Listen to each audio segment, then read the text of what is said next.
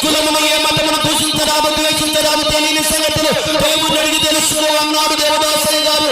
అందుకే ప్రార్థన ప్రణాళికను బైబిల్ మిషన్లో నుంచి ఉన్నవారే సంఘములు చేయాలి. మన వారికి ప్రార్థన నేర్పాలి. ఏ ప్రార్థన నేర్పాలి? మోకాళ్ళ ప్రార్థన చేస్తే మోక్షమునకు చెందబడతారు.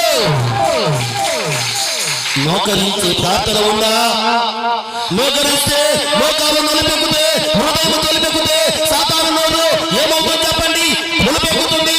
వాడు మన ఎదుట మాట్లాడలేడు, వాడిని మాట్లాడించకూడదు. మన బైబిల్ మిషన్లో దేవుని ఏర్పాటు చేసిన బైబిల్ మిషన్లో ప్రార్థన పరులమై ఉన్నాము కాబట్టి, మోకరింపు కలిగి ఉన్నాము కాబట్టి మాదే గొప్ప అనకుండా బైబిల్ మిషన్లో ఉన్న రీతిని, ప్రేమను ప్రార్థన పూర్వకముగా మన బయలుపరిచినట్లయితే సకాల ప్రజలు ప్రారంభం చేస్తారు. ప్రార్థన చేసిన తర్వాత ఎక్కడికి వెళ్తారు? వారికి దగ్గరలో ఉన్న సంఘాలకు వెళుతారు, బాగుపడతారు. ప్రార్థన నేర్పడం అంటే బైబిల్ మిషన్.